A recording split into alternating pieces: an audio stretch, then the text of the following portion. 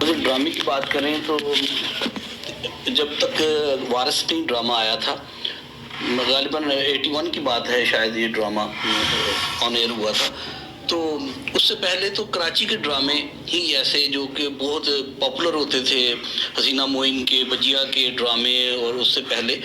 تو پہلی بار ایسے ہوا کیا تھا کہ لاہور سے کوئی ایسا ڈرامہ جس میں پورا دیہی کلچر اور پورا ہمارا سماج جو کہ پنجاب کا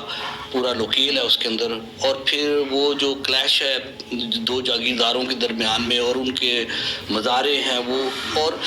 میں جو انٹرویو کی بات کر رہا تھا ان کا سن رہا اشفاق صاحب سے، جو عمر شریف ان سے پوچھ رہے تھے ان کے ڈرامے کے بارے میں، تو ان کا یہ میں حیران ہوں کہ ایسا ہوا کہ پہلی بار کہ اس کے تمام کردار جو تھے، خاص طور پہ جو مرکزی کردار تھے، وہ سبھی ہٹ ہوئے، اور چاہے وہ فردوس جمال تھے، چاہے محبوب عالم تھے، چاہے عابد علی، اس میں طاہرہ نقوی تھی، اس میں سعید احمد تھے، وہ سارے، جی ہاں، اورنگزیب لغاری، تو ایک سے ایک محبوب عالم تو تھے، اور شجاعت ہاشمی اس کے اندر موجود تھے، اور ان کا اپنا جو سٹائل تھا، تو وہ جو اس زمانے میں سڑکیں سنسان ہو جاتی، ایسا تو پھر دیکھنے میں بعد میں اور بھی ڈرامے اچھے آئے، لیکن وہ پہلا ایسا تھا کہ جسے انہوں نے بام میں عروج پر پہنچایا، ان کی اس سے شناخت بھی ہوئی۔ تو شاعری کی انہوں نے کہا کہ نظموں کی بات ہے، میں تو کہتا ہوں نظمیں تو ان کی ہیں، لیکن ابھی دوست نے کسی نے بات کی غزلیں ان کی شاید وہ کہہ رہے ہیں کہ ایسے تو نہیں، میں تو نہیں سمجھتا ان کی اشعار اگر آپ چلے جائیں سوشل میڈیا پہ جا کے سنیں تو آپ کو ان کے شعر ملتے ہیں، کہاں آ کے رکنے تھے راستے، کہاں موڑ تھا اسے بھول جا، وہ جو مل گیا اسے یاد رکھ، جو نہیں ملا اسے بھول جا، وہ تیرے نصیب کی بارشیں کسی اور چھت پہ برس گئی،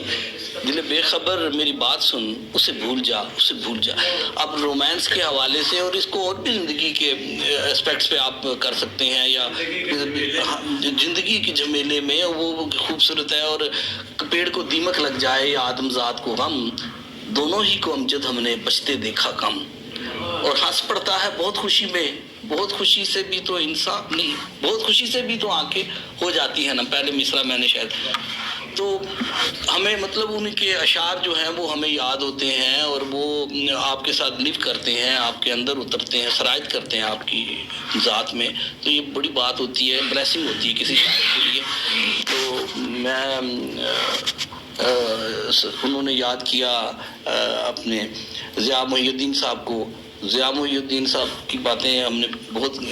شیئر کی، اور وہ بہت کمال شخصیت تھے، اور میں سمجھتا ہوں کہ یہ آج کا پروگرام اس حوالے سے بہت کامیاب رہا۔ میں منظر نقوی صاحب جو آج کے اس مجلس کے اس اجلاس کی صدارت کر رہے ہیں، ان سے درخواست کروں گا کہ آئیں اور سب گفتگو میں حصہ لیں، آئیے منظر نقوی صاحب۔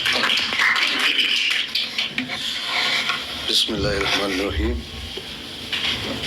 امجد اسلام امجد اور ضیاء محی الدین کے حوالے سے یہ جو آج تعزیتی پروگرام حلقہ ارباب ذوق نے پہل کرتے ہوئے پنڈی اسلام آباد میں یہ منعقد کیا، یہ خوش آئند بات ہے، اور یہ حلقے کی روایت ہے، اور اس روایت کو قائم رکھا ہے، اور جو جانے والے ہیں ان کو یاد رکھنا بھی چاہیے۔ امجد اسلام امجد صاحب سے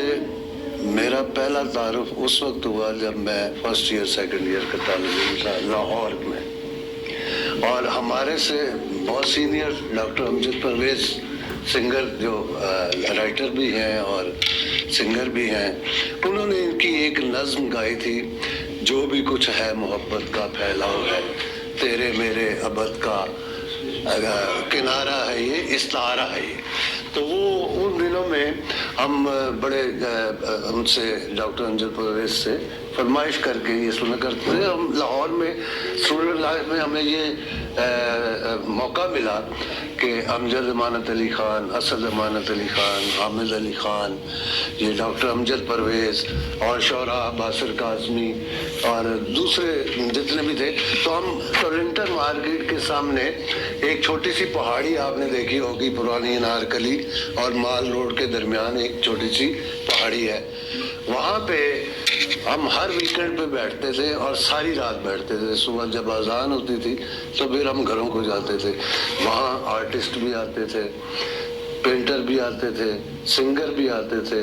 شاعر ادیب بھی تو ہوتے ہی تھے. تو وہ مختلف موضوعات پہ باتیں. تو وہاں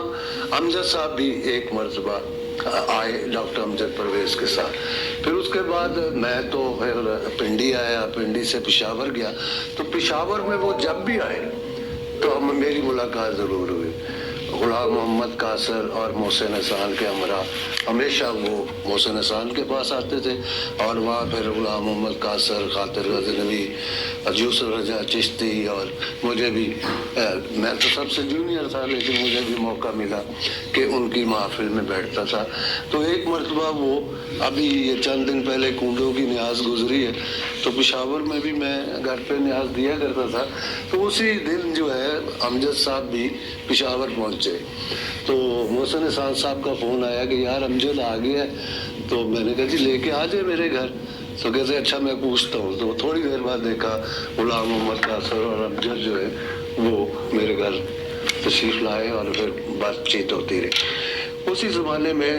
قاصر کی ایک کتاب چھپی درائے گما, اس میں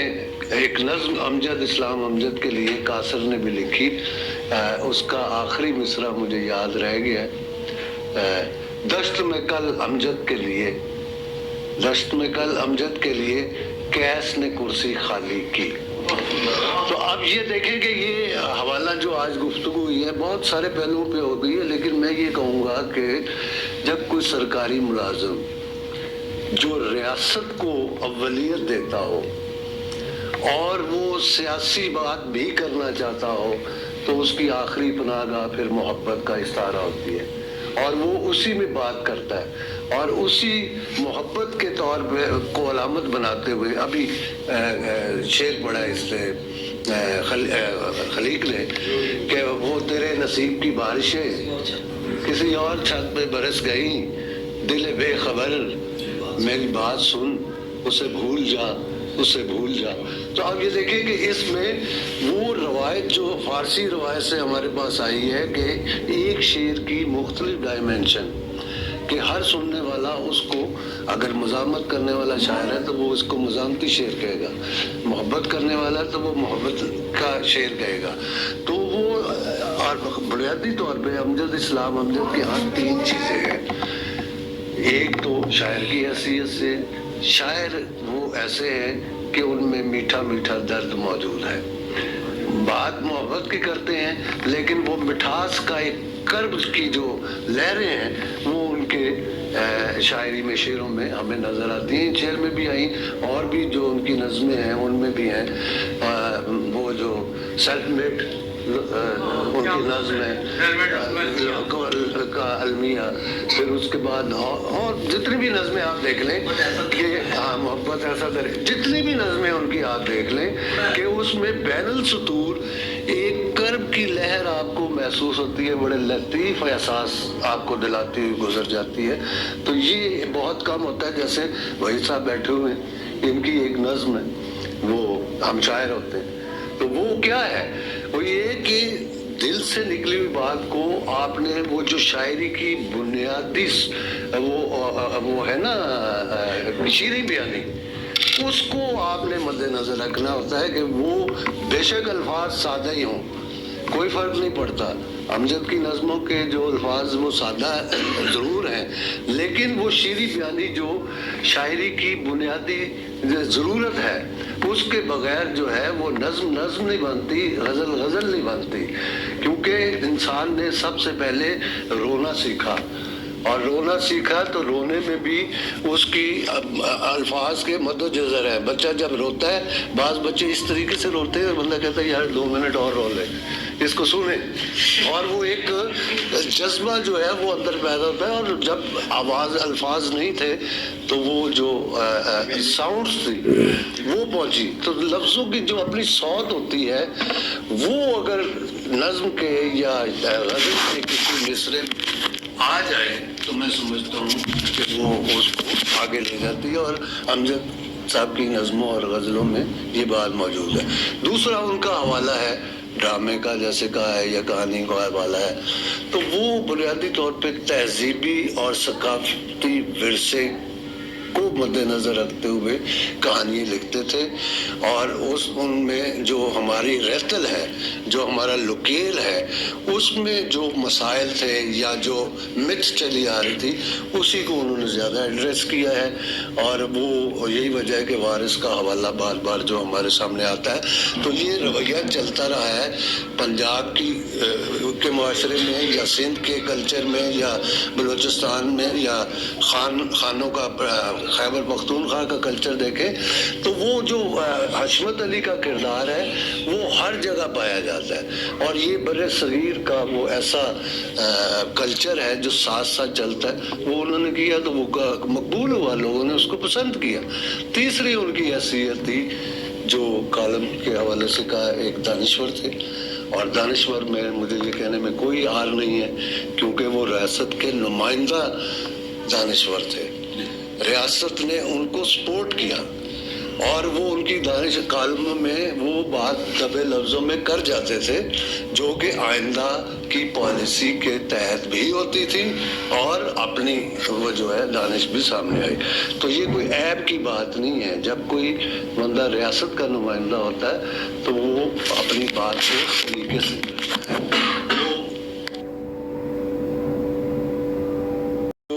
काम इन्होंने खुद भी किया और उसको कंपाइल करके जमा करके वो एक डॉक्यूमेंट साथ दे गए हैं। अब मसला ये होता है कि ज़रूरी नहीं होता है कि आप फराज या फैज़ या हबीब जालिब बन जाए। वो उनका अपना स्टाइल था। वो उन्होंने जो अपने कॉन्सिक्वेंसेस को सामने रखते हुए बर्दाश्त करते हुए वो लाइन अपनाई। लेकिन हर बंदे का मिजाज अपना होता है और उस मिजाज के तहत जो वो बात करनी होती है। तो मैं समझता हूँ अमजद साहब के साथ तो मैंने बहुत से मुशायरे पढ़े हैं। 1995 से लेके अब तक जो है वो 2-3 साल पहले तक जो है उनके साथ मेरा रब्ता रहा और उनके साथ बहुत जिनको हम सुना करते थे, जिनसे मिलने की ख्वाहिश होती थी, ऐसी हस्तियों के साथ मुझे मुशायरे पढ़ने का इत्तेफाक हुआ, उनमें बैठने का सलीका आया, उनकी गुफ्तगू से बहुत कुछ सीखा। अब मैं अमजद साहब की बहुत सारी बातें छोड़ते हुए ज़िया साहब पे आता हूँ। ज़िया साहब की जो बात आपने की है, इतनी कम्प्रीहेंसिव बातें हो गई हैं उनके हवाले से, लेकिन मैं एक बात ये कहना चाहता हूँ कि लफ्ज़ों की अपनी जो सौत है, उसकी जो अदायगी का फ़न है, उनको जो महदूदे चंद उर्दू के लोग जो जानते थे,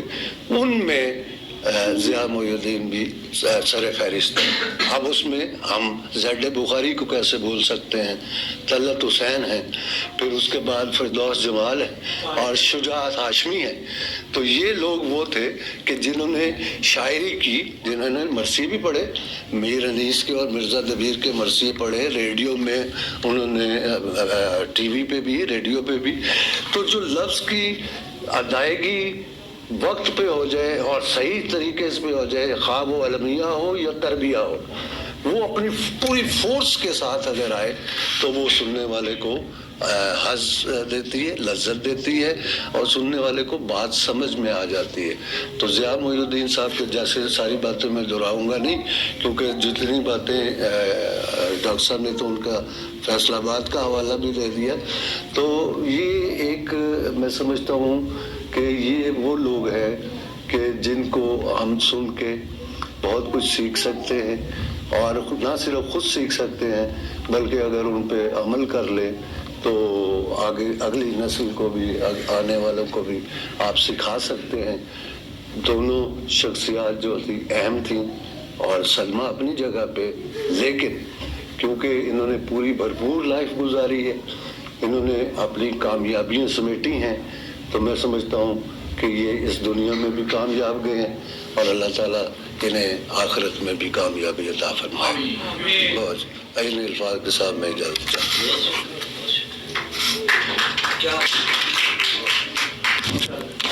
बहुत शुक्रिया, आपने देखा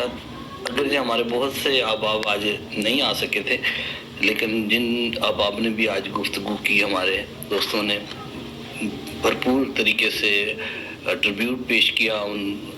دونوں شخصیات کو، ان کو خراج عقیدت ہم نے پیش کیا، خراج محبت پیش کیا، اور وہ اس قابل ہیں، ہم ان کے لیے دعا گو ہیں اور ان کے لیے ہم دعائیں مغفرت کریں گے ابھی، اور اس کے بعد پھر آپ چائے بھی ہے اور پھر ایک تصویر بھی ہم سب آپ